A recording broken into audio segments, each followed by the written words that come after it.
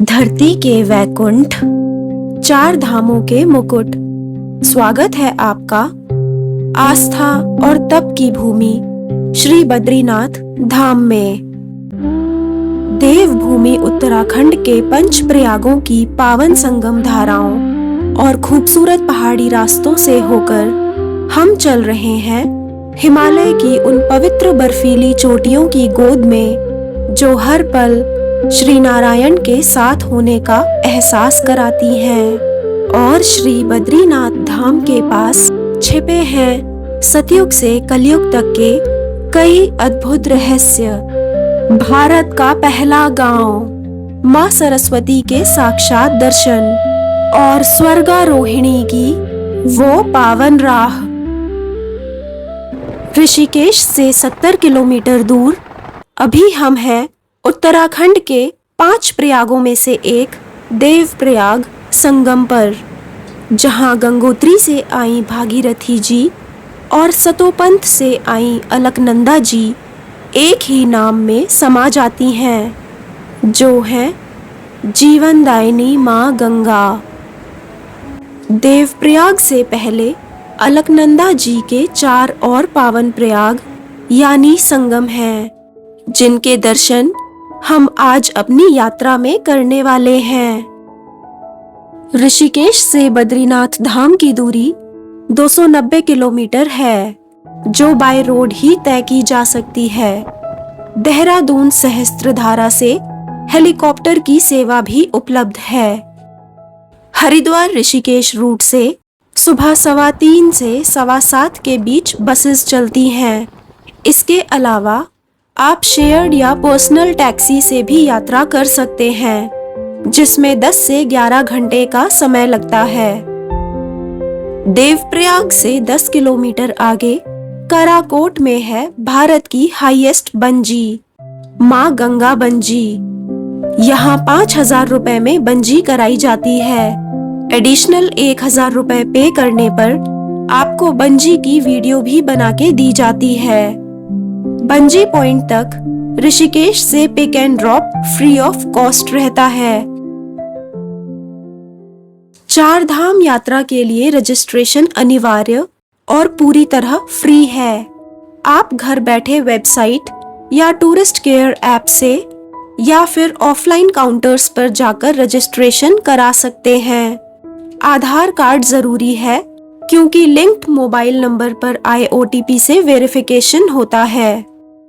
NH7 पर अलकनंदा जी के किनारे श्रीनगर गढ़वाल और रुद्रप्रयाग के बीच स्थित है मां धारी देवी का पावन मंदिर। अलकनंदा जी की धारा के बीचों बीच विराजमान मां धारी देवी उत्तराखंड के 4 धामों की रक्षक देवी हैं, जिनका आशीर्वाद लेने से यात्रा को एक दिव्य सुरक्षा मिलती है। जय मां धारी देवी। यात्रा में आगे बढ़ते हुए एक और तीर्थ नगरी रुद्रप्रयाग में होता है बद्रीनाथ से आई अलकनंदा जी का चौथा संगम, चौराबाड़ी केदारनाथ ग्लेशियर से आई मंदाकिनी जी से। गहरे नीले रंग की है मंदाकिनी जी और धुंधले हरे रंग की है अलकनंदा जी। चमोली पहुंचते ही पहाड़ों की ऊंचाई और रास्तों की कठिनाई बढ़ती जाती है। यहाँ से हिमालय मध्यम पहाड़ों से बहुत ऊंचे और युवा पर्वतों में बदलने लगता है।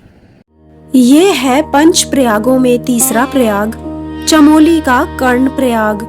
यहाँ दानवीर कर्ण को अपने पिता सूर्यदेव से कवच कुंडल का वरदान मिला था। यहीं पिंडारी ग्लेशियर से आई पिंडर नदी यानी कर्ण गंगा अलकनंदा जी से मिलती हैं। मान्यता है कि महाभारत युद्ध के बाद श्री कृष्ण ने कर्ण का दाह संस्कार अपनी हथेली पर इसी संगम पर किया था। आगे पंच प्रयाग में दूसरे नंद प्रयाग में नंदा घुंटी ग्लेशियर से निकली नंदाकिनी जी अलकनंदा जी में विलीन हो जाती हैं। फिर जोशीमठ से 11 किलोमीटर आगे है पवित्र पंच प्रयागों में पहला विष्णु प्रयाग। जहां नीति घाटी से आई धौली गंगा और सतोपंथ ग्लेशियर से निकली विष्णु गंगा यानी अलकनंदा जी का संगम होता है। तो ये थे अलकनंदा जी के 5 प्रमुख संगम। अलकनंदा जी का उद्गम बद्रीनाथ धाम से लगभग 22 किलोमीटर आगे हिमालय के पवित्र सतोपंथ ग्लेशियर से होता है, जिसके एक अहम पड़ाव तक आज हम ट्रैक करने वाले हैं। बद्रीनाथ धाम तक पहुंचने से पहले भगवान श्री नरसिंह मंदिर के दर्शन किए बिना श्री बद्रीनाथ धाम यात्रा अधूरी मानी जाती है। ये मंदिर भगवान श्री बद्री विशाल का शीतकालीन निवास भी है।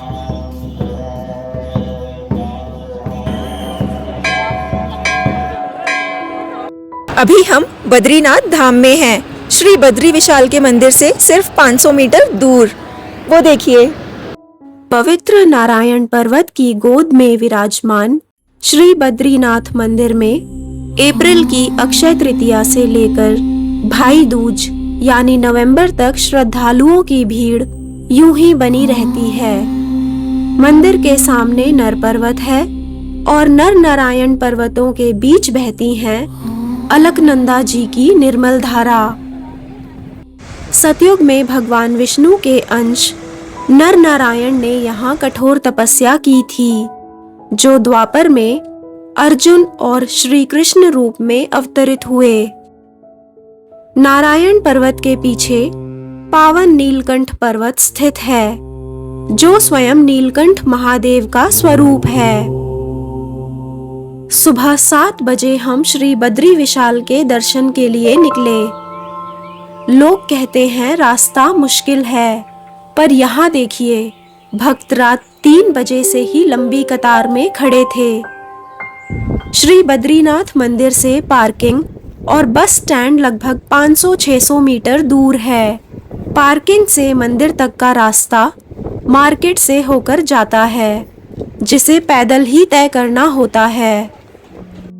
अभी हम श्री बद्रीनाथ धाम में स्थित गर्म पानी के प्राकृतिक कुंड तप्त कुंड के पास हैं। श्री बद्रीनाथ के दर्शन से पहले इस पवित्र कुंड में स्नान करने की परंपरा है। माना जाता है कि इसके जल में नहाने से तन और मन शुद्ध हो जाते हैं। यहाँ पुरुषों और महिलाओं के लिए अलग अलग कुंड हैं। हम सुबह लाइन में लगे थे। पूरे 5 घंटे के इंतजार के बाद हमें श्री बद्री विशाल के बहुत सुंदर दर्शन हुए। जय बद्री विशाल। श्री बद्री विशाल की शालीग्राम प्रतिमा स्वयंभू हैं, जिन्हें श्री आदि गुरु शंकराचार्य ने 8वीं शताब्दी में अलकनंदा जी के नारद कुंड से प्राप्त कर मंदिर में स्थापित किया था। तप्त कुंड के आगे है वह स्थान जहां ब्रह्मा जी का 5वां सर अलकनंदा जी में गिरा था। ब्रह्म कपाल। यहाँ अपने दिवंगत पूर्वजों का पिंडदान और तर्पण करने से उन्हें जन्म मरण के चक्र से मुक्ति मिल जाती है। श्री बद्रीनाथ के दर्शनों के बाद हम जा रहे हैं एक और पवित्र स्थान की ओर, जिसके रास्ते की शुरुआत में ही नीलकंठ ग्लेशियर से आई ऋषि गंगा उर्वशी पर्वत पर एक खूबसूरत झरना बनाती हुई आगे बहती हैं। श्री बद्रीनाथ मंदिर से लगभग 3 किलोमीटर की दूरी पर उत्तर दिशा में नारायण पर्वत की शांत और सुरम्य पहाड़ियों पर स्थित है स्वयं भगवान विष्णु नारायण की पवित्र चरण पादुका। यह वही पवित्र स्थान है जहां वैकुंठ धाम से पृथ्वी पर अवतरित होते समय ब्रह्मांड के पालनहार भगवान विष्णु के चरण पहली बार पड़े थे। उनके चरण चिन्ह आज भी यहाँ एक शिला पर मौजूद हैं। चरण पादुका 4 धाम यात्रा का एक प्रमुख और दिव्य पड़ाव माना जाता है। बामणी गांव से श्री विष्णु नारायण की चरण पादुका की पैदल चढ़ाई लगभग 1.5 से 2 किलोमीटर की है, जहां से 7 किलोमीटर आगे है श्री नीलकंठ ट्रैक का बेस कैंप। हर हर महादेव। अगर आपकी यात्रा 2 दिन की है तो दूसरे दिन आप श्री बद्रीनाथ धाम से 5 किलोमीटर दूर भारत के पहले गांव के भव्य इतिहास और सुंदरता का अनुभव ले सकते हैं। अब हम पहुंच चुके हैं भारत के पहले गांव माणा। पार्किंग से लगभग 300 मीटर पैदल चलने के बाद माणा गांव में प्रवेश करते ही एक छोटी सी मार्केट दिखाई देती है। यहाँ की दुकानों और घरों की दीवारों पर माणा के पौराणिक इतिहास और महाभारत से जुड़े प्रसंगों को खूबसूरती से दर्शाया गया है। बद्रीनाथ धाम और माणा में 2500 के बजट में कई अच्छे होमस्टे मौजूद हैं। भारत और तिब्बत की सीमा के पास स्थित माणा गांव का इतिहास महाभारत काल से जुड़ा हुआ है। मार्केट से 1 किलोमीटर की पैदल और थोड़ी सी खड़ी चढ़ाई करके सबसे पहले हम पहुंचते हैं श्री गणेश गुफा, जो एक प्राचीन और प्राकृतिक रूप से निर्मित गुफा है। इसी गुफा में बैठकर भगवान गणेश ने महर्षि वेदव्यास द्वारा बोले गए महाकाव्य महाभारत को लिखा था। श्री गणेश गुफा से कुछ कदम चलने और हल्की चढ़ाई के बाद आती है श्री वेदव्यास गुफा। महर्षि वेदव्यास ने इसी गुफा में बैठकर महाभारत और वेदों की रचना की थी और उनके द्वारा बोले गए श्लोकों को भगवान गणेश ने गणेश गुफा में बैठकर बिना रुके लिखा था। और मेरे ठीक पीछे आप देख सकते हैं भारत की प्रथम चाय की दुकान, वो देखिए सामने। वेदव्यास गुफा के ठीक साथ में ये चाय की दुकान लगभग 25 साल पुरानी है। कहते हैं जहाँ माँ सरस्वती की कृपा होती है वहाँ ज्ञान और शांति दोनों का वास होता है। जय माँ सरस्वती। स्थानीय लोगों के अनुसार ये छोटी सी पावन धारा स्वयं कैलाश मानसरोवर से निकलकर यहाँ प्रकट होती है, इसीलिए यह धारा बहुत पवित्र है। सिर्फ माणा ही वह एकमात्र पवित्र स्थान है जहाँ पूजनीय नदी माँ सरस्वती के साक्षात और दुर्लभ दर्शन होते हैं। यहाँ सरस्वती जी पहाड़ों के बीच से बहुत ज्यादा वेग से विकराल रूप में बहती हैं। माणा गांव के किनारे किनारे माता सरस्वती की निर्मल धारा के दर्शन किए जा सकते हैं। थोड़ा आगे जाकर माणा में ही स्थित केशव प्रयाग पर माँ सरस्वती की धारा माँ अलकनंदा से मिलती हुई दिखाई देती हैं। यहाँ से आगे माँ सरस्वती पाताल लोक में चली जाती हैं। माँ सरस्वती की धारा के ठीक साथ में माता का भव्य मंदिर भी स्थित है। महाभारत के बाद जब पांडव अपना राजपाट त्याग कर अपनी अंतिम यात्रा स्वर्गारोहिणी पर निकले, तब वे माणा से होकर आगे बढ़े थे। यहाँ उन्हें माँ सरस्वती की तेज धारा को पार करना था। तब परम बलशाली भीम ने एक विशाल शिला को अपने हाथों से उठाकर पवित्र सरस्वती जी के ऊपर रख दिया, ताकि सभी पांडव आसानी से सरस्वती जी को पार कर सकें।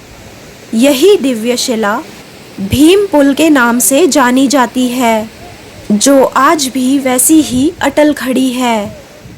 माणा के इसी मार्ग से पांडव हिमालय के सतोपंथ ग्लेशियर पहुंचे थे। सतोपंथ यानी सत्य का मार्ग, जहां पांडवों को स्वर्ग की सीढ़ियां मिली थीं। इसीलिए माणा गांव को स्वर्ग का द्वार और सतोपंथ ग्लेशियर को स्वर्ग की सीढ़ी कहा जाता है। माणा से सतोपंथ ग्लेशियर लगभग 22 किलोमीटर की दूरी पर है। इस ट्रैक का सबसे पहला प्रमुख और महत्वपूर्ण पड़ाव वसुधारा फॉल्स है। माणा गांव से लगभग 6 किलोमीटर दूर स्थित इस पैदल ट्रैक को पूरा करने में आमतौर पर 3 से 4 घंटे लगते हैं। जीवन में पहली बार मैं हिमालय के कुछ महान पर्वतों के इतनी पास खड़ी थी। वसुधारा जाते समय नर नारायण, नीलकंठ, स्वच्छंद पर्वत और अलकापुरी की बर्फीली चोटियों के अद्भुत दृश्य देखने को मिलते हैं। वसुधारा का नाम अष्टवसुओं यानी प्रकृति और ब्रह्मांड की मूलभूत शक्तियों का प्रतिनिधित्व करने वाले 8 मौलिक देवताओं के नाम पर पड़ा है। मान्यता है कि अष्टवसुओं ने यहाँ कठोर तपस्या की थी। ऐसी भी मान्यता है कि पांडवों ने अपनी महाप्रस्थान स्वर्गारोहिणी यात्रा के दौरान वसुधारा के पास आराम किया था। इन गिरती हुई पवित्र और चमकती बूंदों के साथ जैसे हर थकान और हर शोर कहीं पीछे रह जाता है। वसुधारा प्रकृति का एक अनमोल उपहार।